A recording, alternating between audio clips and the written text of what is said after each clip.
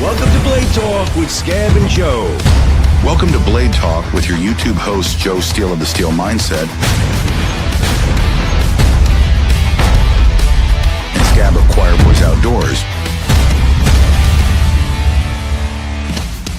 Here we talk about blades, the people who bring them to us, and why we love them. So sit back, relax, we got a really good show for you. Let's welcome our hosts into the room. This is Blade Talk with Scab and Joe. Here on Blade Talk and our corresponding channels, we recognize our U.S. veterans.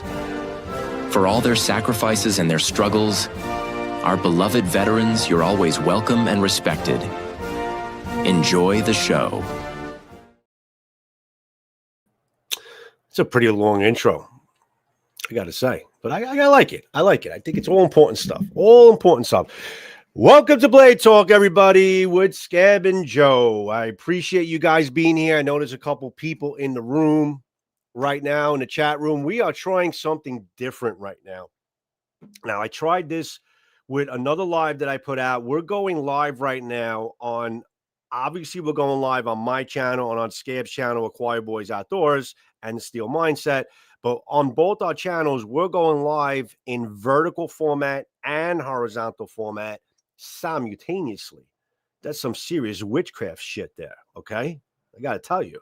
But we got basically 4 streams going on right now. I'm curious to see how this show turns out in terms of following, because obviously we all know that in the live shorts, live vertical format, you get a lot more people coming in that are not subbed, yada, yada, yada. So I'm just curious to see how this works out. I have 2 screens here. I know how it looks on vertical and on horizontal. I may be a little cropped off on the short, so I'll try to keep conscious of both screens at the same time.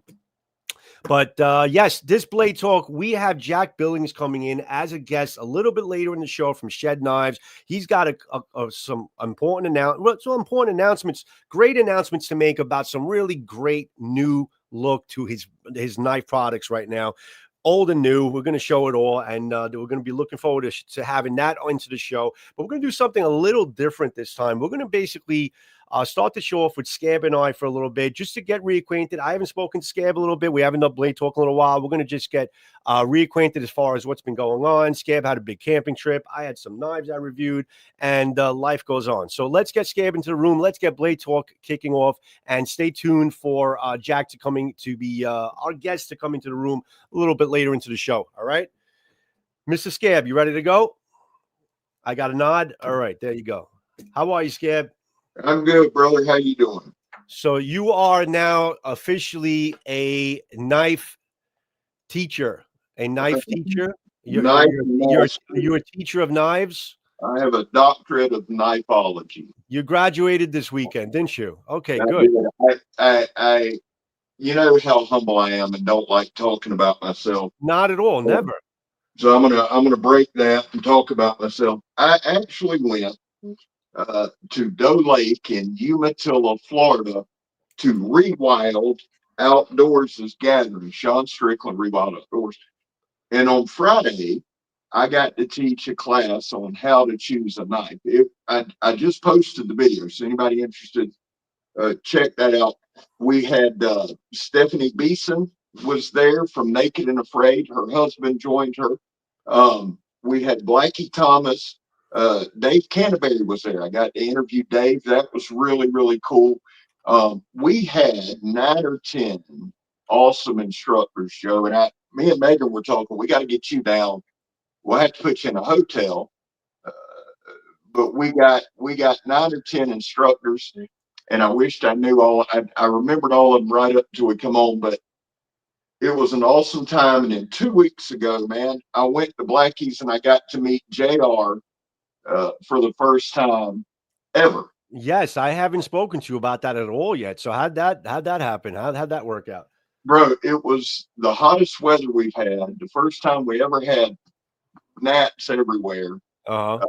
JR woke up he gets up at 3:30 in the morning anyway, but he was woken up one night by some snoring at 1:30, and then the next night we had some assholes, kids being kids, woke everybody up.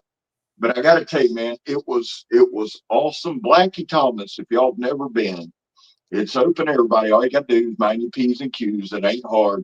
Mhm. We have a great group that goes to Lake Geneva. But dude, JR was awesome. He was, man, we just hit it off. Just like you and I did the first time That's we awesome. actually met. Great guy. And you guys never really, if I'm not mistaken, before this meeting, and with all that you guys have been through, and all the knives he sent you, and everything about you and your channel with him and getting started, you guys never actually spoke on the phone, right? Boy, we've never talked on the phone. That's fucking crazy. And That's I got, crazy. he was about an hour and a half behind me. We talked the entire, we had a great time. And then all That's the awesome. racers, and again, guys, if everybody's welcome, it's in Geneva State Forest. We have it right there on the lake. It's Blackie Thomas's gathering. I think he's coming back. It's going to be either March or April. Right. And if you've never been, man, it's worth it because Wait, it's Alabama, right? Alabama? yeah, South Alabama. Alabama. If you go get on if you were to fly into Jacksonville, Florida, or Tallahassee, you just get on I-10, go west at Marietta, you head north, and you're there in about 30 minutes. Okay. But JR was awesome, dude. I've got a bunch of new knives we're going to review. He sent some knives for Kirk to check out at Kirksville. So it was great. What you got going on, man? We hadn't talked in a damn We haven't Tuesday. spoken in a while. I have been basically very busy with life. I have been getting a couple videos out. Some actually got a lot coming because I'm getting into destroying stuff these days. I think people are searching me out to start destroying swords because obviously we had this whole thing back in the day with the sword steel, as far as them not delivering on the promises of certain type of super steels. And that whole conspiracy went, and then I made a promise, obviously, that I would get down to the bottom of it. I would make sure that they're held accountable, and I would do my best to make sure that the steel that they're doing, that they're supposed to be giving you is legit. So now I got companies that are sending me their swords to break so I can prove I can get, and then I'm going to send them out to the lab, get the metal tested, and prove that basically it is what it is. So I have one I'm in ongoing right now that I did break, and I'm waiting for the lab results to come back, and I'm going to release that when I have it, and it goes on from there. Yeah. So now companies have agreed to send these to you. Yeah. Okay. Yeah, because I think they want to show themselves in good faith now to people they wronged. Sure. That, you know, that's going to open a whole nother can of worms, or you'll get the whole, well, they send you something different and all that shit. But yeah, well, I have ways to combat. I'm already prepared. I'm prepared, my friend. I know what's coming for me, but I am prepared. The Scott Grunt guys, everybody, welcome into the room. I appreciate you guys. I know there's a lot of new faces here from the shorts feed. And if you're new to the channel, guys, it's Quiet Boys Outdoors and the Steel Mindset. Please be so kind to subscribe, like, and share the videos and all that fun stuff. It helps us out a lot. That I got a package of 3 new swords from Cat Siberia literally today. Okay. And they are amazing, Scab. Amazing. I did an unboxing today. I have to still edit that out. I have to post that. So that's coming. One thing that I realized from dealing with Lucas Carroll is the fact that you don't have to settle for a knife that you don't like. No. I did a review on the Les George knife. Yeah. And you remember the handle on that Les George knife, the Tonto, the George Cool name knife. It was that polycarbonate freaking plasticky bubble wrap type of freaking handle. Yeah. Bullshit. Yeah. Other than that, the blade was wonderful. Oh, yeah. I mean, it just I'll try not even to show you the handle, but the blade itself is a wonderful blade. You can have use on it because I did a lot of work on it, but it's a wonderful blade, chamfered on the top, really beautiful geometric, 1095 chrome, man. And then you add the scales on there, and you just got a totally different knife. Yeah. Well, it just completely changes it, I'm glad you brought up Lucas. I don't know if he's in the room, but when I was camping, Chris Hall, who you've heard me mention, Chris had gifted me. He's gifted me a lot of things, but he gifted me this Ontario, this Bolo. I'm Okay. wondering if Lucas could do something with those scales. Does Dude, it look like they can come off? I don't. It's how Ontario did them down. Oh yeah, the wrapped stacked shit. Yeah, yeah. It's That's a tough it's one. that rubber, That's a tough one. and that thing right there will wear your hand. And I work with my hands. It's not that. That some bitch right there will beat you to death. I'm gonna send him a picture of it because I think he said he had some Hellion scales sending to me. Yeah, I got some Hellion scales coming from him Did right you? now. Yep. Now is that for your Ranger? The Ranger. Okay. I'm hoping it's the wait. Oh, you know what? I gotta double check with him that it's the Ranger. I'm hoping it is. I gotta double check with him. Do you have the big one? No, I have just the Hellion Ranger. Okay, The Ranger version. If you don't, I'll send you the big one. If you want to play with it. Yeah, we'll figure something out. I actually gotta, now that you reminded me, I gotta check to see if he's sending me which Hellion scales he's actually sending me. But just getting back to his stuff, man. Listen, he completely changes a knife. I mean, just adding new scales in, and plus because I explained it in the video, is the way, for some reason, a lot of the new knives that K-Bar is doing, for some reason, the tang is like crowning over the scale, so you kind of feel the tang in your hand. And the way he designs it, basically it's more of a seamless transition and then you don't feel the tang, you just feel the scales in your hand, and it crowns over the tang itself. So he just does a great job in improving just an otherwise excellent knife. He just goes ahead and just improves it basically with the scales. So I mean, listen, I can't recommend it enough. You don't have to settle for bad scales. That's the premise of what I'm trying to convey here. The dude slaughters it, man. I mean, he slaughters it. He's good at it. I'm glad we had him on. I was going to ask you something. I can't remember. Anyway, so what all do you got coming up? I know you got swords coming up. You got any knives coming up? I got some budget knives that I've had some companies talk. I mean, I have a company. What the fuck is the company's name? Shit. Is it Mossy Oak? No, not Mossy Oak. They're always sending me a Bowie from Mossy Oak. Oh yeah, I know that one you're talking about. So that's awesome because now I don't have to respond to them. You got one of these, don't you? Is it an Odachi, Joe? Yeah, I have that Odachi throw club, the throw club. Okay. Throw club. That's the knife, throw club, and it looks like a nice little budget, jammy. And I haven't done one of those in a little while, so I'm probably going to do a couple of those. I have some lead lights that I've been reviewing for like EDC. I'm trying to get into like the whole survival aspect of if all shit hits the fan, like what do you want to be caught? You don't want to be caught with your pants down. What do you want to basically have with you? What's important? What's important to have? Trying to incorporate things like LED lights, tactical lights, and things like that. High solar powered watches with compasses attached. Things that you would need. Dude, look, I just saw a thing on YouTube. It was an advertisement for one of those 10-piece walking canes with the spear, compass, and the stock, and the knife, the feather rod. I thought about buying one just to see. The problem with shit like that is they make it just good enough to review. And then when you go, if you actually need it, you're shit out of luck, Right. But if you're going to get into that stuff, you really need to either come to Blackie's or come to Rewild Outdoors. Yeah, no, I gotta make some of those trips over there, and I would love to be able to go. I could definitely do some master classes on people. The people the audience that you had there did a lot of them have channels? No. Okay. We had some folks there. That's a different crowd. And I went the route that I went and focusing on skill set because they weren't knife people, right? Right. To teach a class on how to choose the knife for you on KnifeTube is totally different than there. Yeah. Totally different than there.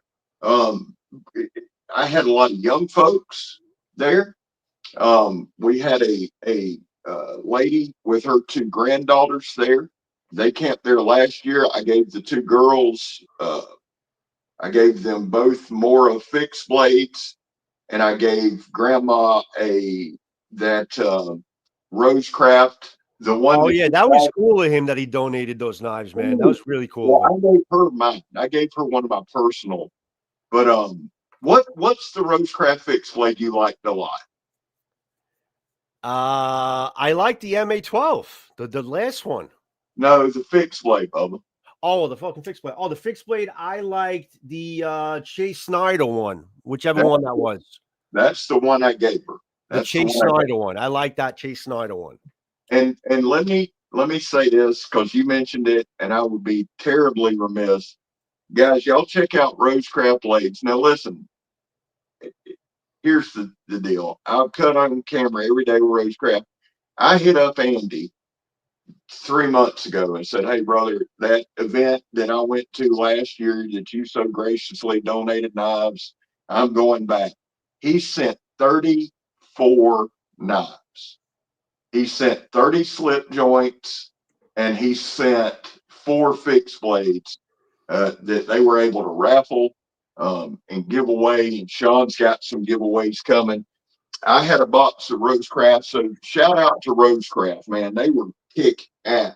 Think about that. Dude donated 34 knives. A lot of knives. That's a lot of knives. That's like a A whole lot of inventory knives. of knives, you know? Gave every last one of them to Sean. Yeah. So, and I mean, I tell you the truth too, man. I'm excited. I'm excited about tonight's Blade Talk with Jack as well. I'm looking forward to having him on. I got some questions for him. So, let's do this before we bring him in. I can tell you what from now till the end of the year, and I do want to say this to people who are messaging me and leaving comments. Guys, I know I haven't been very responsive. I am buried, and I'm not using that as an excuse. We're moving shops at work. We're at the holiday. I mean, it's just this is as crazy a time as I've been in Yeah. the 5.5 years I've been on YouTube. This hands down is the When's that going to be business. over? When you guys going to be officially moved? We got to be gone by January 1st. Oh, so all right. Yeah. That's yes, you got to work right through Christmas to get it done. Yeah, because my oven is 8 foot by 8 foot by 20 foot long. They won't have, I won't have natural gas or propane. I think we're swapping it. Doesn't matter. I won't have an ignition source. I won't have my natural gas or propane till the first week of December. So I've got to stop in the middle of production, shut down, move the oven piece by piece, set it up, set the spray booth up, get Right. my liquid stuff coatings, get my liquid coatings going. So I said all of that to say I'm not whining. I like my job, all that crap that you're supposed to say, but we're going to be slammed. So if you reach out to me, man, please, I'm not dodging anybody. I'm not ducking anybody. Yeah. And I don't know anybody's shit. I'm just saying, if I haven't reached out or reached back, I will. I'm just saying. In other words, guys, Scab's a busy man, so have patience. Let's see what the chat's saying before we get Jack in. Sure shot, brother Joe. If you're in New York City, shit is about to get crazy up there. Election day today. The mayor race. Yeah. Okay. Is that what you mean? Okay. What's that? This is from, keep going with the chat. I'll just show them some knives. Yeah. But the outdoor analyst got a great channel. He sent me this. This is from Very Good Knife Company. It is in Pro Cut. So Jacob Peterson reached out to me.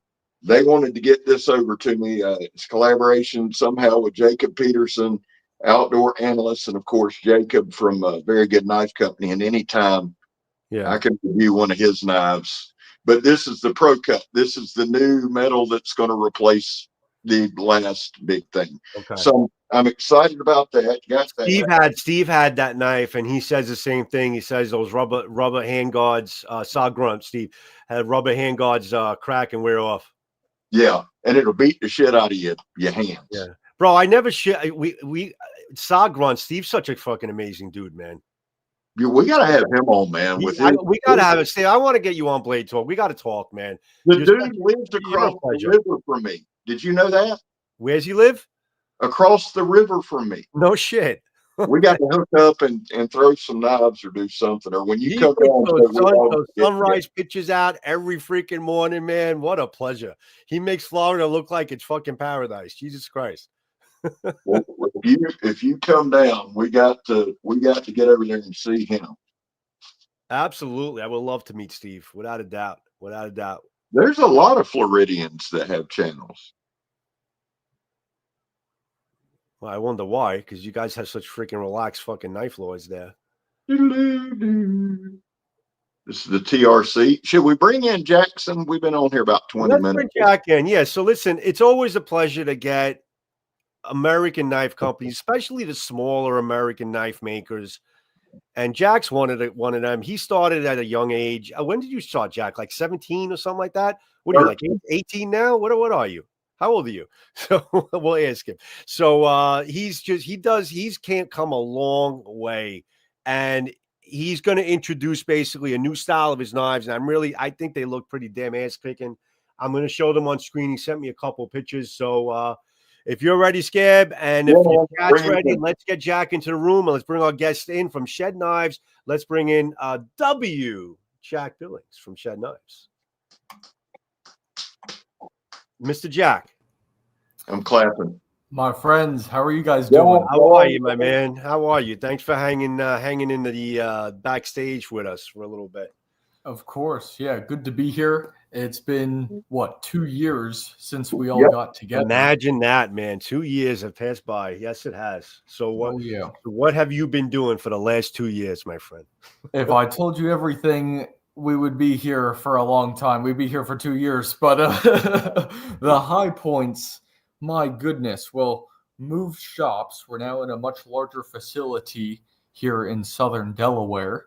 And I'm looking at moving into another facility. Who knows? That might be January, February, or I might just keep it going for another few months. We'll see. Depends on what works. We've got a good flow right now in production, and sometimes it's good to just not interrupt your flow once you've worked so hard to get there.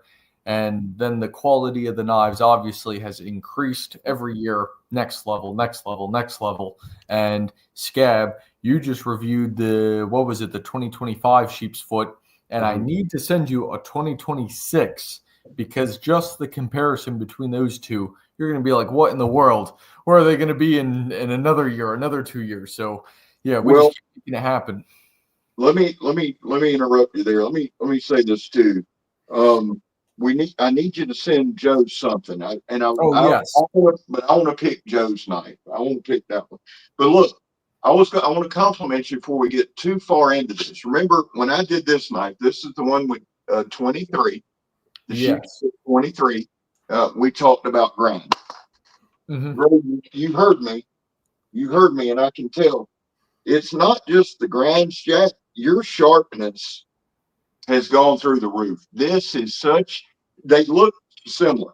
The aesthetic's still pretty much there, but night and day, man. Great job on the overall sharpness. I was using this today. Your grinds looking great, but your sharpness has jumped next level. So hats off to you on that, man. I love the improvement there. Well, I appreciate that. Yeah, it's been dozens and dozens and hundreds of knives it's taken to make this happen. So, and then just the insane amount of hours. So, and guys, this young man is 21 years old. Mm-hmm. In a world of knife makers where we're all a bunch of old fucking fots, this guy is coming in here with his swag at 21 years old, causing havoc, and bringing out some really good products, and it seems like really improving your product. Now, let me take a different approach on this, Jack. Being somebody who hasn't had your knife in my hand, why Shed Knives? How have you improved in the last 2 years? What have you done to improve your product? What have you learned within the last 2 years since the last time we spoke?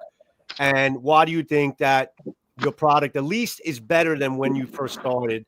And then you could probably round it up as far as then to see at what standard or what where your knife stands in terms of today's market. So let's go with basically how you think you improved within the last 2 years of your knife journey. Yes. Yeah. Well, first things first, says it right on the box here. There is no substitute.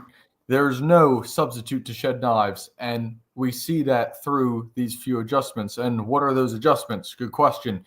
Well, it's the G10 scales. We're getting much better at the G10 scales. SCAB, you've got your 2023 sheep's foot there. And this is what we were working with back in 2023. And these were ground out by hand. So they were okay. This is G10, quality material, 100% USA made. Now we added G10 liners here, much better contour. I wish I had better light. Let me see if this works. Yeah, there we go. So yeah, this is a little better. But anyways, did some nice contour here. This is now done on a CNC machine. Yes, handmade knives are wonderful, but when it comes time to doing so many knives, like I sell to the largest knife and outdoor gear distributor in North America. I sell to international customers. I sell knives all over the place. I'm listed on Walmart. There's all sorts of places carrying these knives. So you can only ground so many skills by hand. So that's why I moved to CNC production. So this right here is the 2026 Shed Knife Skewer. And so it just goes into the G10. And then let's talk about the blank. Well, like what SCAB said earlier, the knife grinds have significantly increased, if you can't tell just by this. And we went from a hollow grind here in 2023, and then 2024, 25, and 26, we moved to a flat grind. I remember the hollow grinds and the issues that we had in the very beginning with the hollow grinds. Yes, so we fixed that because that's the thing. If you want to get better, you have to make changes. You can't just sit around all day hoping for your knife to change. So we take action. Told my design engineer, I said, hey, we have some problems. They're already good knives, but let's make them great knives. So we fix the grind. We bring the heat treat in-house. We bring milling of the blanks in-house. Everybody is slow. Earth is slow. Everybody takes forever, especially in the knife world. So I thought, let's bring it in-house. Laser engraving is in-house. Grinds are in-house. Blanks are in-house. The G10 is in-house. Everything except probably making the shipping box is in-house. And a lot of companies are limited on performance because they're relying on everybody else, where Shed Knives, we're relying on ourselves. And I don't know about the other people in the knife industry, but my team, we're a bunch of absolute killers who make it happen every single day. And that's just why there is no substitute. Here's a question about in-house. Short Sharp had said, Jack, do you sell knives from your shop? I live near Salisbury, and I'm up that way every couple of weeks. I do not sell them from my shop. However, I sell them in Greenwood, Delaware at Willie Knives.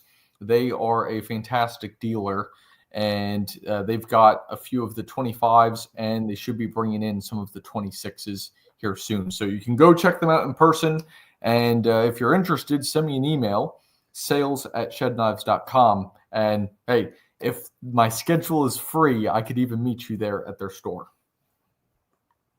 Excellent. Okay. Thanks. Listen, the handle is night and day, homie. This is a knife made in a shed. This is a professional knife. That's right. And that's not a mock, dude.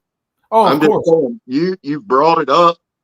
This is the 2025, and lighting's bad for both of us. The added liner is worlds apart. Oh, yes. dude, it's not even same stratosphere. Now, I was going to ask you, because obviously the liner adds a bit of thickness, right? But it didn't add that much. How much thicker are you going with your handles now? Because that liner did, I mean, this is professional. This is clean. I love this. And it's not that I didn't love this, but I'm impressed with your 2-year growth. Right. You know what I'm saying? I'm impressed with how you've grown in these 2 years. Well, I appreciate it. Yeah, so with the thickness, and let me break out my light again here. So with the thickness, see if we can get this right. And check out the contour as well. This is blue and black. This is called Atlantic Blue. And again, it's a 2026 year. So if you compare it to your 2025, even the contour on this is a little bit different.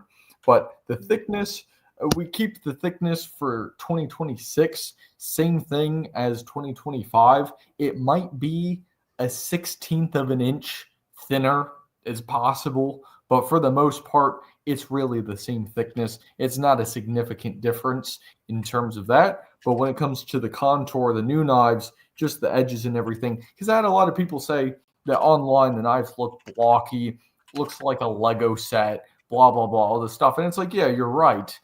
Let's fix it. Let's make it better. Let's take it to the next level. And I think that's just why so many people love shed knives. It's because year after year, week after week, we just continue to take it to the next level. Even when people say, oh man, we love your knives. It can't get any better. And then we just bring it to the next level. We find a way. Now you've also changed your pommel, your pommel. Yeah. Talk to me about that. Yes, that's nice. I like the that's one change that I really like that you made is that pommel, as SCAB says. Yeah. Yes. So I thought the circle was good because, I mean, it's a circle. You just take a 1/2-inch drill bit and drill through. And that one you have there with the circle, that was actually water jet cut. So I thought it looked nice, but this is a really good, like, what is this here? The self-defense. This is a good self-defense knife right here. And because sometimes, let's just say you're in a situation where you have to defend yourself. Sometimes you need to use more than just a blade. You got to use both sides of the knife. So that's why I did this, but also for looks, because a lot of people, yes, they want a functional knife. Yeah. They want a knife that looks good. So that's I always want a knife that looks good. Let me be a devil's advocate here. If I have that fucking knife in my hand, right, and I just slammed that damn thing against a fucking paver stone, am I going to damage it? You're going to damage everything but the knife. Okay. That's what I want to know. There's one really awesome feature on like Phobos knives that they have a pommel similar to that. And that's just one thing I'm a fan of. If you're going to have a pommel like that, I want that pommel to be basically not stupid shit, obviously, but you want to be able to have that durability in a pommel you got to just wedge something in or bang it against something that is going to basically not ruin the whole integrity of the knife. Oh, 100%. And I just want to highlight some of my customers for a second. Everything I do is not customer focus, it's end user focus. Because I sell knives to all sorts of people who don't use them. They send them to other people who use them, and then they give the feedback. So I keep it end user focused. And I think, who is going to take my knife, end up on Mount Washington in New Hampshire, end up in some desert somewhere in the Middle East? Who is going to have my knives in whatever situation, and they need to perform. They need to be the absolute best, because I would hate to live with the fact if somebody used my knife and they couldn't get themselves out of a situation and it was my fault. So everything I do, I need to make sure they have the best knife possible. And what's unfortunate is a lot of companies today, they're thinking, hey, what sells online? What's a good item people will sell right now? They don't think about 30 days, 90 days later when that knife is in the middle of nowhere and they forgot their map and compass. Question, what steels are you using now, and is it different from the steels you started using, and why? Yes, they're different from when I started. I was using a high carbon steel then, similar to 1095. Today, I use 154 cm steel. It is by far the best. I hear countless people, countless arguments. 154. Oh, it's okay. It's good. No, how we heat treat it, how we tailor it to our knives. We're That's the making key. fixed blades here. Fixed blades need a strong steel. Yes, it's stainless steel, but it's just stainless enough and it has enough carbon in it where it's a solid steel. So 154 cm, I see it as literally the best steel for this type of knife for fixed blades. Kitchen knives, folders, that's a different story. But I've only really used two types of steel. I've used that 1095 type steel, a very affordable version of it, American made. And then in 2023, I moved to 154 cm and I haven't turned my back since. How much do you use your knives, Jack? Oh, every day. I was walking around. So just for reference, I'm down here in Florida, SCAB. I'm on the Gulf side. I'm looking at some new shops down here. I'm walking around all day long. I've got my skewer with me.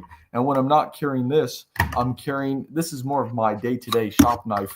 This is called the Skewer Light. This is my mini version of the skewer. As you can see, we'll just compare these two. So all we did is just take the design of the skewer, we scaled it down, made it a skeleton knife. This one has a hollow grind, 154 cm steel, 1/4 inch thick, very thick, and 1.6 ounces. So I use them every day. You have to use a knife every day when you're at a knife shop, and I have to carry them because if I carried any other knife, like I used to carry this Benchmade here, this Benchmade bug out.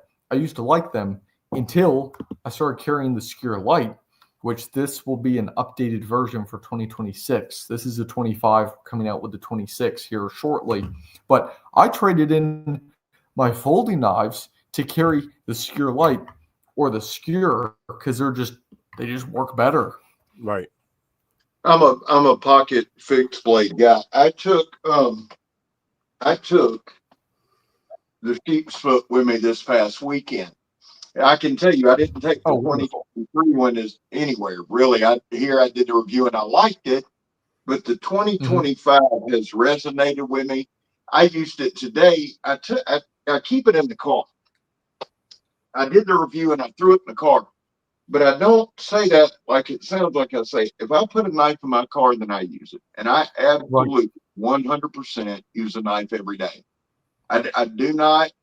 I cannot imagine anybody on KnifeTube who doesn't cut every day. I'm not saying on camera. I'm saying but use a knife. And what I found while I was sitting down there using it, it was really, really good because it is a thick knife. It's a thick knife it is a sharpened pry bar, but you have made it into a cutting tool. I was able to process up a bunch of fat wood. And what I liked about it, Jack, is you know how when you get a lot of lighter knot and you get this sticky stuff that peels? Well, when you get lighter knot that starts to dry out and you get that actual knot, right? The thing that I did today is I held the knife just like that, right? And I had the lighter knot just like this, and I was able just to do little scoops. And man, I got the best shavings off of that. How many inches is that blade? What, Bubba? How many inches is that blade? How many? Yeah, the sheep's foot should be right around 6.5. Should be right around there. The skewer, those are right under. We're talking overall. No, the blade itself. No, the blade itself. Blade itself on that one's around 6 inches. Oh, it is 6 inches. It doesn't look like that, but I guess it is. Okay. Yeah, it should be right around 6. Unless what is your, as a knife maker and as actually, not a knife maker, as a knife user, take yourself out of the knife making because probably that's what bridges you into a knife maker. As a knife user, what's the ultimate size blade? Is that like the ultimate size blade for you that you can get pretty much everything you need, 90% of everything you need to get done? Because I know there's a lot of people that have a huge belief in producing knives that don't trump 6 inches, 5 inch type of blade, And some people like the big choppers. Some people think they're just a waste. I mean, I think there's a place for every knife, to be honest with you. But what is your take on basically why you produce the knife that you produce as a knife user? That is a fantastic question. And that has two answers. For 2025, I absolutely love the big blades and I would use them. I carry them in my vehicle. I take them out to the field. I love the big blades and so do my customers. But I started seeing on a day-to-day basis, a big blade is not something you're dragging around with you, especially all of my knives are a 1/4 inch thick with steel. And that's pretty substantial. So, I mean, you've got some of the photos there, like the Momentum. That's a pretty big blade. But on a day-to-day, a blade that's 3-ish inches or less, that's what I find helpful just in my day-to-day operations. And I find it so helpful that I actually discontinued all of my big blades for 2026. And I'm focusing on 4 models, focusing on the Skewer Light right here, which is this tiny one. I'm focusing on the Skewer. I'm focusing on the US Tonto, which is a similar size, and another knife called the Journey, which is a drop point, and it's going to be a total of 8 inches, just about the size as well. So I'm focusing on a bunch of knives that you can carry all day long. I would like to bring the big blades back, as we all love them. However, I was focused entirely on functionality this year for 2026. And I just thought, hey, if I need to cut the big ones, I can always bring them back. But let's focus on 10 variants and just get really, really good at it. I think that's a fantastic idea. That's brilliant. You need to basically really focus in on key target notes, key target knives. I think that's a great idea. That's perfect. Oh, of course. And Yeah. I wish a lot of other companies would do this. Because I got to say this, I look at the knife industry, I go to Blade Show, I see the tables of knives and all sorts of stuff. If you can dream it, it's probably at one of the Blade shows. And if you can't find it there, it's definitely online. So I go there and I just think, man, if these guys honed in on a few knives, if they honed in on 10, I mean, 10 is quite a bit for me, but if they focused on 10 models, they would have even better products.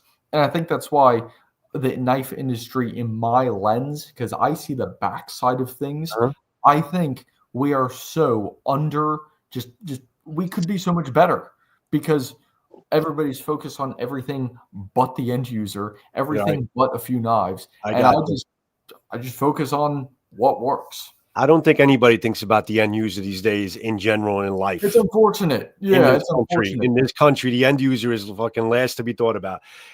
Bridging around SCAB. Let me just get to, I don't know if you had something. It just came to mind. I want to spit it out.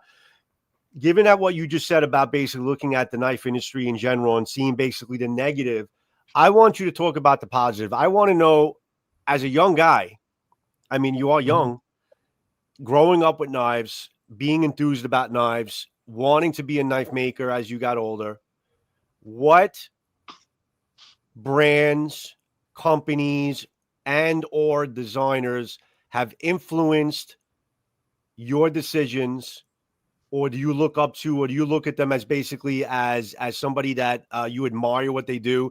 How much influence, or any influence at all, did it give you in your adventure into basically making your own knives? Is there any brands that you would like to highlight that you have for looked up sure. to? Yeah, there's a few of them. Oh my goodness, that's a deep question right there, but I love it because a few of them that stood out to me right away were the ones everybody carries, like the Buck 110. It's functional. It's got like essentially no bells and whistles to it. Right. I think the only additional thing is the little, finger groove to open the blade. Yeah. But the Buck 110, that's a good one. But I quickly started appreciating Chris Reeve.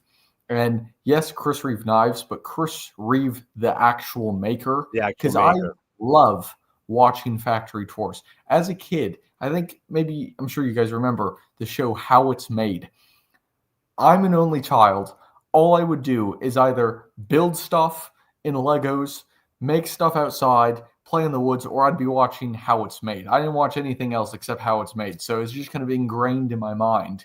But yeah, Chris Reeve, listening to his interviews, watching his performance. And I think Chris Reeve, if he was still actively in the day-to-day operations, I think it would be a much better company. However, Chris Reeve, when he was, in the grit, in the trenches, I really, really admire what he's done there. Good. And then let's see, just one thing as a young guy looking at the knife industry, I do enjoy, and I enjoyed it more as I was learning. Now I've found what works and I'm sticking with it. But as I was getting into it, I was always appreciative of how many people there were to give suggestions. There are so many people that it's almost like anybody new, as long as you're a reasonable person, a reasonably, approachable person, okay, the knife industry will open their arms to you. Like literally, you'd have to be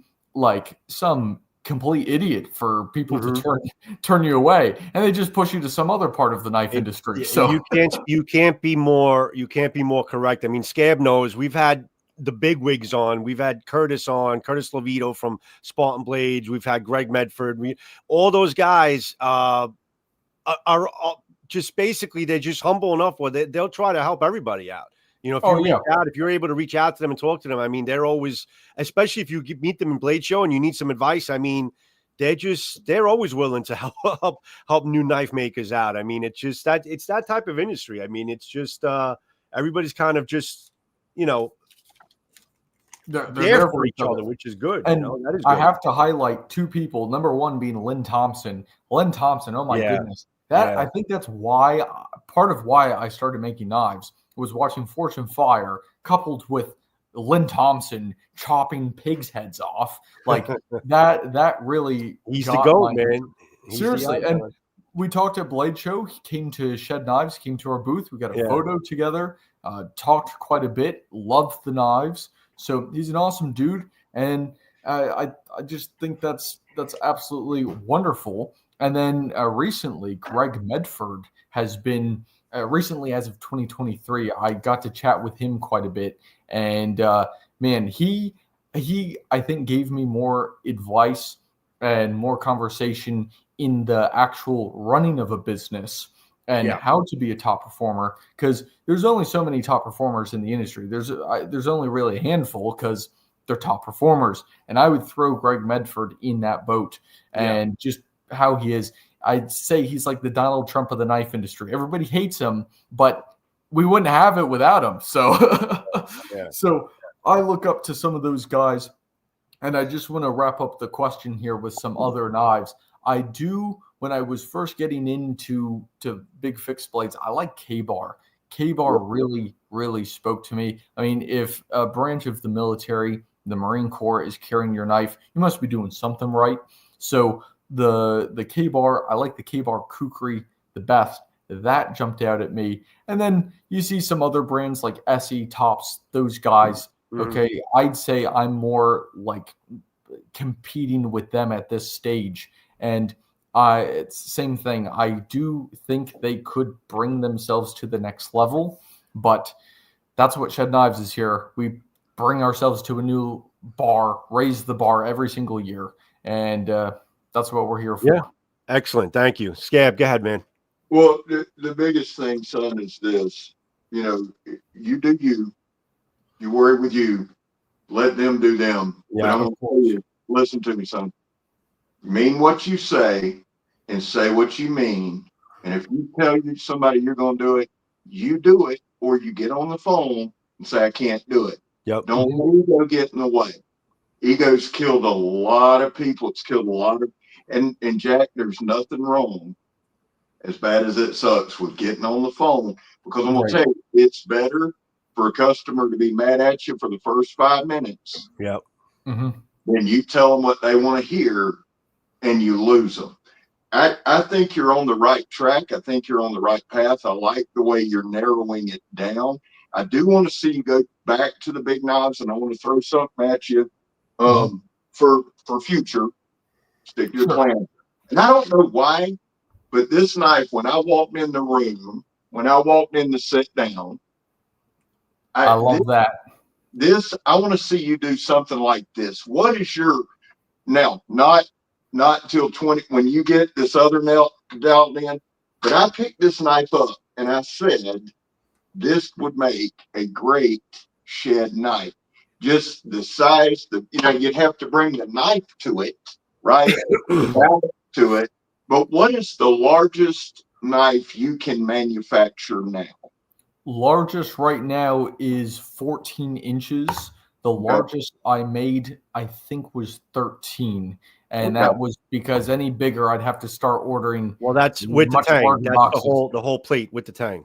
Right. Right. Yes. Yeah. 13 inches total. Yeah. I'd like to get to machete size knives and, well, essentially machetes then. I'd like to get to that point. But since all of my knives are milled out on a CNC machine in-house, you can only work with how big the table is. So once we upgrade to machines, I will for sure, even if it's not profitable, I don't care. I have to get a big blade out that's the size of a machete that you can just, wield around and carry, and it's like, yes, this is power. We can make it profitable. That's the thing. But the reason I ask you that, like with your heat treat, one of the first things I noticed when I got the box in, because if you remember, and I'm sure you remember better than anybody, but in 2023, there was the whole heat treat thing.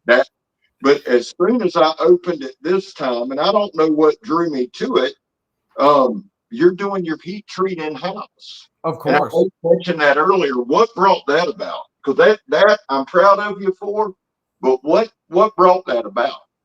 Yes. So I brought it in-house because I had enough trouble with people being slow. And I won't say their name because they're a wonderful company and I encourage people to work with them. However, my experience, I just move quick. Everything has to be done now. Okay. Yes, I'm young. Yes, a lot of young people think that. But from a business standpoint, time is money. We have to be moving fast. As long as it's quality. If we're doing a good job, we can move fast. If we're doing a bad job, we need to stop and make sure it's good. And then we move fast again. So anyways, back to the heat treat. I was having these weeks on end without knives. They were at the heat treat. They're in the UPS truck. They're coming back. And I sent a batch of knives to the heat treat. This was my last batch. I sent I think it was $15,000, $20,000 worth of knives to them. And when they came back, $1,500 of them were damaged from the shipping. And I had enough of that. I just had enough. I lose time, I lose money, and it was very expensive. I was paying upwards of sometimes it was like $10, $15 a knife, which is just like ridiculous when you're doing 100+ knives. So I brought it in-house. I had my work evaluated by folks who evaluate NASA parts. So if the parts are good enough to go to the moon, I think they're good enough to carry on your hip. So that's just my look at it. And once they evaluated my work, they tested the Rockwell over and over and over again. I said, perfect, let's do it in-house. Let's move everything in-house. And by bringing them in-house, all the knives have a slightly darker finish to them, which just adds, I'm going to be honest here, that, actually. I think it speaks about Shed Knives. Shed Knives is showing that there is grit. As we move forward, there is it's like we're walking through a trench. We're in like World War I trench warfare, and it's gonna get gritty. Life is tough, but we're tougher, and that's why we carry these knives, and that's why we make them. So I think it's good to see our knives are getting a bit darker. They're getting a bit tougher, and that's how it should be. It's noticeable. I actually was noticing that earlier. I've said it before, and I'll say it again. Can you see that again, Scab? Can you hold them up again? Yeah. The bottom here. Let me turn this away. Turn this over here. Here we go. All right. So the bottom is the new one. Yeah. Oh, yeah. You could definitely see it. Now, especially the grinds. Right here, look at this. You can tell a difference in the handles as well. Oh, yeah. One on the right is the modern, the 2025. I mean, that's leaps and bounds, son. And then again, the color. Oh, yeah. And we made the jimping. Take a look at that jimping there. So for the new one, that 2025, we increased the jimping to 1/8 of an inch. Yeah. So Yeah. just made that so much tougher. And that's all we do. We just look at what's working and, hey, how can we make it better? And that, real quick before you take me off, Joe, those G10 liners, that really makes that handle pop. How many millimeters is that spine there, man? Oh, the spine, it's 6.35 millimeter. I was thinking like about 5 or 6.2. 6. Yeah, that's a big chunk of freaking steel, man. Yeah, it is. Now, Scab, I'm looking at what you're doing right now, and I got a gift I'm getting you, so expect something soon. It's going to change your life. Micrometer. He's going to change his life. He's going to see. The 7/8. So the handle, that which is pretty. The thing about the handle is this: it fits. To me, I like it. Right. Mm-hmm. For this knife, for what it does, I like it. I like the fact that if I need to, I used it a good bit this past weekend at camp, not just making a fat wood, but busting some up for the lighter knot using that pommel. I busted a coconut with it the other day, just messing around. I think what I'm gonna do probably Thursdays, take it to work, and we'll put it against some cinder blocks and things like that. But the overall construction is there. I'm digging it. I can't wait to see your 2026. Awesome. I'm really looking forward to what you got. The sharpness just makes all the difference. Take me off. Definitely. And I just want to highlight something while we're talking about the quality improvements. For 2026, one thing I noticed is that inside these little grooves here, inside like the skeleton, inside the lanyard hole, I noticed that when we mill on the CNC machine, when we do, it's called a 2D contour pass. The drill bit comes in, mills out the knife. I noticed it was clean, but there was some like variation in the milling. So what we went ahead and did for 2026, we took here, let me just show this one. We took the knife, this is a 2025, and we just did a second pass. We have it cut out the knife, and then we have it run through it again, and you get a much cleaner cut. Everything, even the scales, the alignment on the scales is literally perfect, and that's what I'm going for. So check it out. Listen, the spine, this is the new one, right? Okay.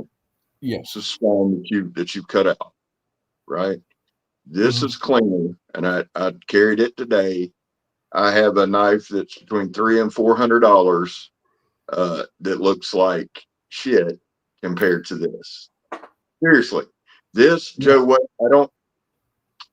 I'll try to do a short, but like even the difference here, like this looks like it needs to be sanded or ground. This is smooth. There's a different company, dude. It's like a different company.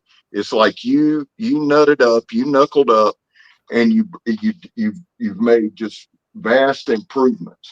And you're not going to break that.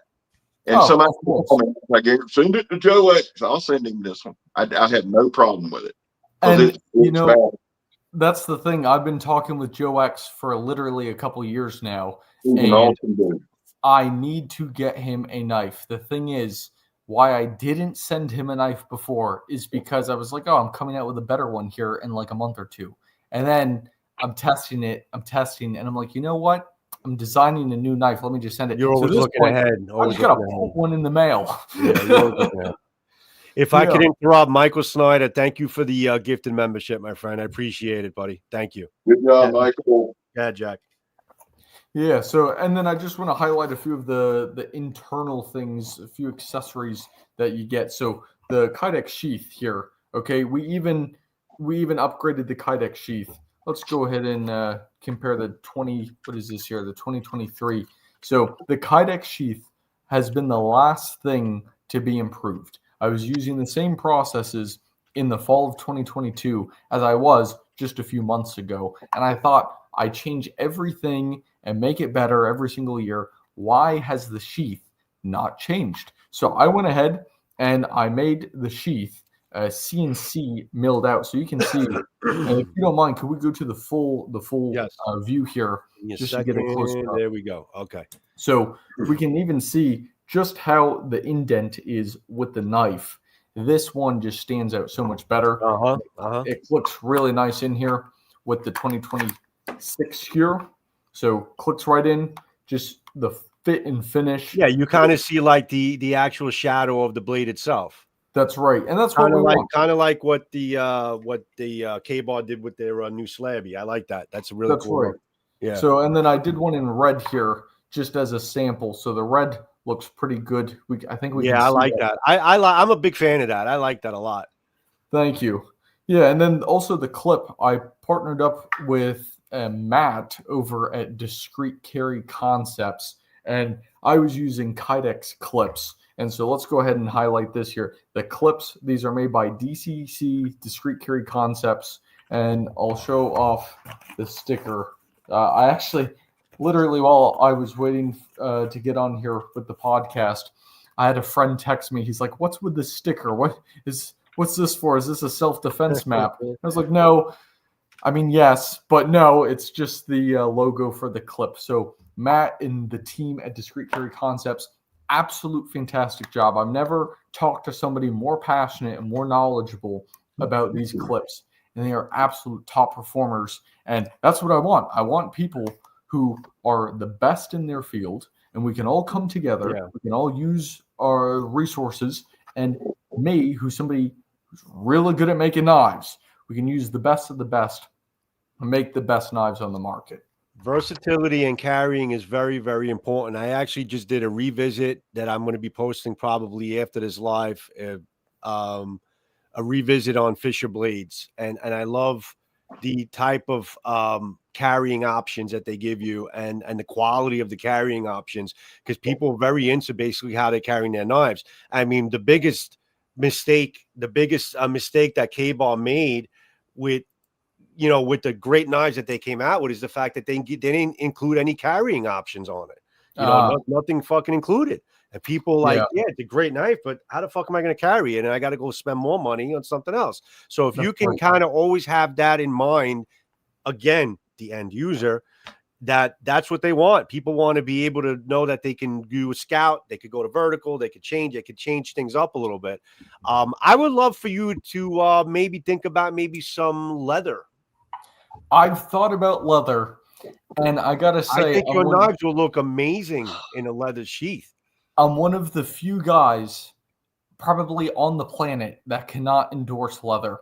I think I like the idea of leather. Yeah. But for what my knives are built for, leather would be an inconvenience.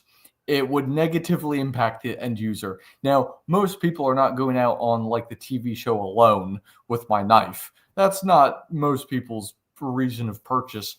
I like leather. I like the idea of it. I like how it looks. But anytime I have ever carried a leather sheath, I just obliterate the thing. I got knives poking out the side. I'm chopping the leather. It's wet. It's moldy. I'm just like, just throw it away. Get a Kydex sheath. Get something that's actually good. So that's where I tend to get a bit varied in opinion when it comes to that. So, but hey, if people like leather sheaths, the dimensions are online. They're on my website, shedknives.com. And hey, if leather works best for you, you're the one carrying the knife. So leather sheaths are available. You can use the dimensions. Go fit a leather sheath to the knife. So, yeah. Any question for you? Let's see here. Jack, I like your designs. Thank you very much. Have you thought about making a lighter, thinner blade? Yes, I have.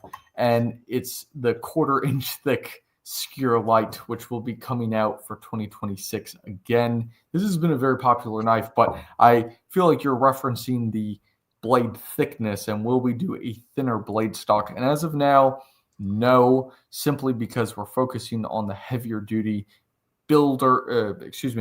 big built heavier duty knives, and it just works. And I got to say, when you get to carrying a knife that, yes, it has a little weight, but once it's in your pocket, I mean, I was walking around the mall today with this thing in my pocket, and I mean, who knows? Maybe somebody knew. I don't know. But it really, believe it or not, it's kind of concealable. And these clips here, you can just slip them right in your pocket. You can put them right on your belt. Yeah, I like those clips. That's similar to like the it's similar to the McNasty from Fisher Blades. I exactly have that same clip, and that's how I carry the PK McNasty, the smaller McNasty dagger, exactly with that clip. Put it right. Oh, that's absolutely perfect. I'm a big fan of that carrying option. It's really good, and it works. And you know where I got that suggestion from? One of my customers, one of my end users, was like, "Hey, Jack, the clips are okay. We can make them better. How about you check out Discreet Carry Concepts?" So that same day, I ordered a few clips, checked him out, and I was like, yeah, this dude's right. And he actually sent me an email the day of the knife release, and he said, hey, I see you took my suggestion. So for anybody who carries my knives or is considering carrying my knife, I listen to you. And if I hear enough people give suggestions and list improvements, I'm going to implement them, because why else would I not implement them if it's going to make the product better? Excellent. You got to listen. Yeah. Scabo. It's been good. I'm just listening. I'm doing what I do best. Jack, were you in the Boy Scouts? I was, yes.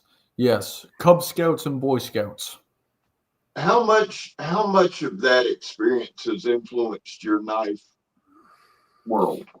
Probably a little too much. I was selling knives at Boy Scout camping trips. They knew, look for the dude in the cowboy hat. I would wear a cowboy hat because no one in Delaware is wearing cowboy hats. So identifiable. But I'd sell knives at the Boy Scouts. Through being in the field, our troop was very active. The goal of our troop was to go camping at least once a month. And so being out there, you're setting up fires, you're doing shelters, all that stuff. And I was a lot of people don't know this, but I worked at a Boy Scout camp for 2 years. I was a sailing instructor there. And this is literally why my knives have lanyard holes on them, is because I was concerned I'm going to lose my knife. So I would just hook it to the boat. So if the boat sinks, well, the knife is a part of the boat. So at least I know where it is. Yeah. So it's definitely.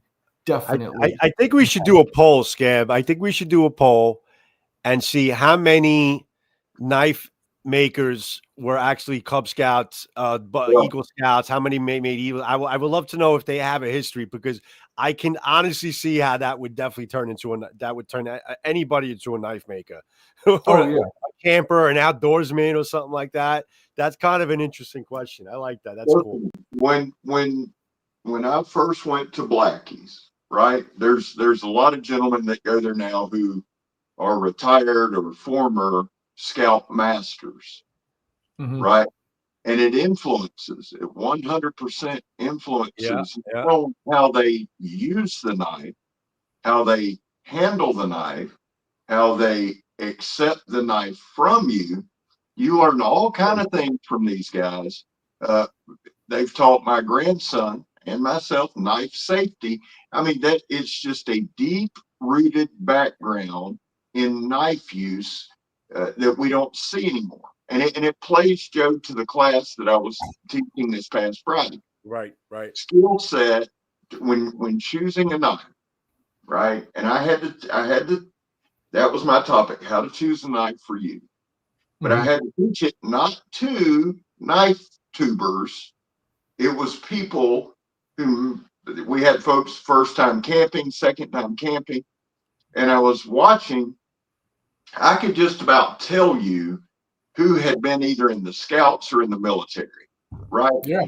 The way they set up their camp, by the way they move, by the way they function. So Jack, tell me a story about you camping one time where one of your knives really played in big. Wilderness survival. Okay. Wilderness survival.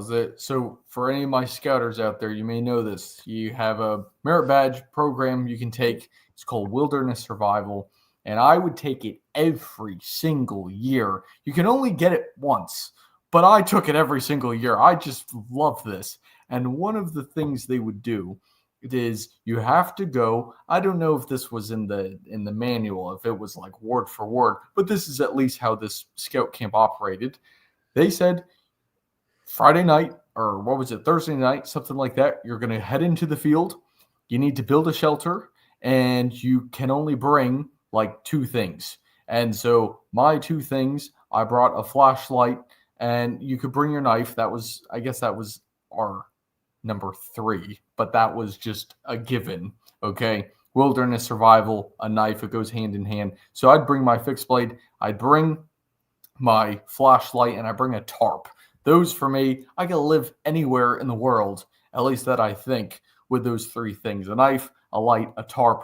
You're good. And I would build a hut. I love huts, teepees, anything where you have branches that do this and you fill it in. That type of shelter is my go-to. And you got to process that material. I would make my own natural cordage, and a fixed blade is perfect for that. You just find what I would do. I would find a green tree, and I would use the bark of that while it's still fresh. And I would use that to do my lashings, so that way we could put the moss, grass, that sort of thing into the shelter. And it got to the point where people, like I've taken the course so many times that there would be instructors like, didn't I have you last year? Didn't I have you for 2 years or something? Like, and I'm like, yes, I just love this. I just want to go build a shelter. Forget the rest of the stuff. First aid this, first aid that. Let me just build a shelter and sleep in it for the night. And so that's probably the best go-to fixed blade story I could give, because I've done it so many times. Right. It's just get your knife, make some lashings, build your shelter, and you're set. And I'm going to tell you, if you've never made a shelter, that's something that everybody watching this ought to do or try one time. Go do it, of course. Get a tarp, get a light, get a knife, get whatever you want, but try it. And I think that, let me ask you this, and then I'll turn it back over to Joe. When it comes to skill set and building a skill set, give me one thing that people can do with your knives that will help their skill set with a knife. Not necessarily your knife, but a knife. By using your knife. Wonderful question. Well, I encourage something tough for sure. And I mean, I got to say, using different parts of the knife, like you got to think outside the box with this, like the sharpening choil. You can use that. You can use the jimping scab. You were showing this off. You were using the ferro rod. You were starting a fire. So you can do that with my knife quite well, but you can also do that with other people's knives. So just try and think outside of the box. Yes, you have a blade. Yes, you have a very sharp blade, but what else is part of the knife? So hopefully that answers the question. Yeah. Okay, so starting a fire.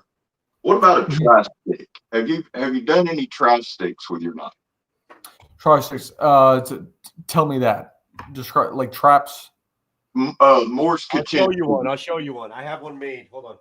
You know the Morse Kaczynski, where you do I think it's 9 or 10 different notches on the stick. Oh, I see here. Okay. You have all the different names. I got you. Yes, notch, that's a good one. Pot notch, arrowhead, things like that. All these different types of notches. This is actually a tri-stick that I made a little while ago, and I got all these diagrams of different types of things you can make on a tri-stick that would help you out in survival. There's a pot hook, different types of geometrics that you can carve out on this tri-stick here. So it's kind of like a practice hobby thing, That's, the thing is, I've probably done a bazillion of those. I just don't know the name for it. And I got to say, that's one problem of doing everything yourself is you do it, but you don't know the name. That's why the sheep's foot, the 2023, 2025, the sheep's foot, I thought the name was cool, so I just called it a sheep's foot, and everyone got mad. They're like, that's not a sheep's foot blade. I was like, okay, great. Go make your own knife company then. So... Wait, why is it not a sheep's foot? Why is it not a sheep's foot? I thought it was a sheep's foot. So the sheep's foot blade, if you look up a standard sheep's foot, most sheep's feet, as we'll call it, they do not have that drastic of a belly. So, and the point on there, some people confuse it with, number one, they think it's been broken off, and number two, they think it's my attempt at maybe an American Tonto of sorts. So I've just sold so many of them and made so many and marketed so many of that sheep's foot that people have just thought, oh yeah, this is a sheep's foot. This is it. But if you look up the textbook definition, it is not. And This it's is, okay. in truth, this is a Warncliffe. This is a modified Warncliffe. But when you look at it, I like sheep's foot. Sheep's foot. It works. People know the name, and people like that knife because It's a shed. It's a shed knives sheep's foot. That's right. Exactly. Well, it is modified. I mean, you could call it a modified because modified sheep's foot. Yeah. Yeah, because a Warncliffe has more of a point. This does, and it does not. Yeah, I like that you put a point. I'm using. You find the other one. You put the word modified in front of any fucking geometric, and you could make anything you want as long as you put the word modified in it. You're Anything is game. That's right. And the truth is, I like that you have. Oh, here it is. I like that you have a point. In my opinion, for witchcraft, for things like that, you need something of a point, and that works as good as anything. You know what I'm saying? For what we're doing, if you need to make a bow drill, you can. If you need to drill anything out, you can. If you need to do some light stabbing, you can. I like that, and I think it's necessary. I really do. The other thing that's good with this blade, and then Joe, I'm gonna turn it over to you because we've been running for a minute. The other thing that's good with this blade, Jack, that I like that you did, a sheep's foot or a Warncliffe is an excellent work knife, not just outdoors knife. This is a phenomenal work knife. This is a knife I take to work. I can take to work. I can hand it off to a coworker who don't have a clue about a knife. I don't have to worry about them destroying my knife. This will do whatever they, if I look over and they happen to be stabbing a bucket, I'm okay with using this knife. But as far as cutting, slicing, whatever, again, dude, I'm so proud of you and the improvements you've made. And I mean that from the bottom of my heart, not just the aesthetic, but the fun. I appreciate you. Thank you. Thank you. It really means a lot. Really proud of you, man. Joseph? You know what, Jack? I mean, given the fact that the last time I really encountered your knives about 2 years ago, and as far as talking to you about them and stuff, very impressed with not only just the product itself and you deciding to do things in house and improving the design and the pommel and everything like that, and really just kind of thinking about your designs and trying to see basically what can be better and the end user. And all the great conversations that we had in this live. I'm very impressed at how much you've grown. Yeah. Well, not to sound condescending or anything, but I'm very impressed at how much you've grown in your confidence level since the last time we spoke. And that's always a good thing to see. And even though you are still a freaking baby at 21 years old, we still have a lot to go. You're still a fucking baby. I'm going to still call you baby. I don't care. But at 21 years old, you're still a really young man, and I'm sure you got a lot of improving to do. But I'm really impressed with how much you've grown and how much your confidence level and how you're just basically taking that and improving your product, and you're not afraid to take chances. So I commend you on that. I'm really loving what the knife looks like. It's a freaking little mini tank. I like the design, and I think it's going to be an incredibly freaking capable knife. And I'm not selling it, but I gotta tell you, I think that everyone should take a look at it because I think it's a damn good knife. Well, I appreciate it, and I need to get you one. I feel bad. 2 out of the 3 of us here have one. I need to get you. No worries, brother. No worries. No worries. And I just want to give something for anybody listening with the confidence part, because literally before getting on here, I looked at our podcast from 2 years ago, and I was like, my goodness, this is a different person. And I got to say, with the confidence part, the secret to the confidence and the secret to just having something good is effort, is work. You just have to put in the hours. You have to put in the work. And my team, not just me, but the people who are building these knives and designing them and making it happen, we are absolute workaholics. I texted the guy who is my dealer sales guy, started a few months ago at this point. I texted him, I said, this is our motto. We need to do mass amounts of push-ups every single day. We need to drink a ton of water every single day. And we need to work inhuman amounts of time every single day. And that's how we can win. That's how we can be the absolute best, because my customers work hard. I work hard. My knives work hard. We just all constantly improve, constantly get better. And I encourage everybody, no matter where you are, no matter how terrible everything seems, we just have to keep pushing and do the best with what we've been dealt. Great advice, man. Great advice. Now, we're going to close this off. Any closing statements you have in terms of looking forward to what's ahead? Could be the immediate future, could be the distant. Anything you want to close off about Shed Knives and about basically where you're going from here? 100%. Yeah, well, first things first, we're going to continue to the best of my ability. We're going to continue to grow, continue to improve, continue to get better. And in the immediate future, we have 3 more knives to release. This right here, the 2026 Shed Knives here, is available. We have 3 more models that are going live within the next few weeks. So that's immediate future, but keeping things moving. We are just absolutely moving forward. We're doing the right thing. We're just trying to put in the hours as long as possible. And we're just trying to set a good example for those out there who are watching, because there's many of them. And we need good examples for both our peers and the youth. And as somebody young, we need more people who are willing to put in the effort when no one else will. And that's why there truly is no substitute to Shed Knives.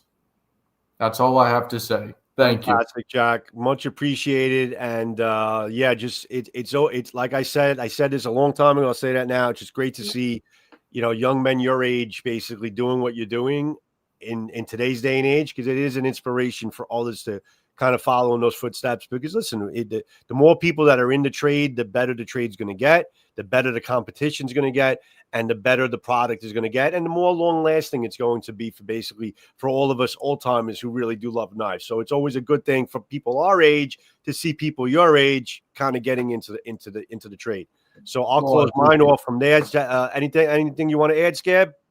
Man, thank to all for all the love and support from all of you guys watching. Thank you all for tuning in. Thank you all for supporting us. Hey, I'm genuinely excited to see where Shed goes in the future.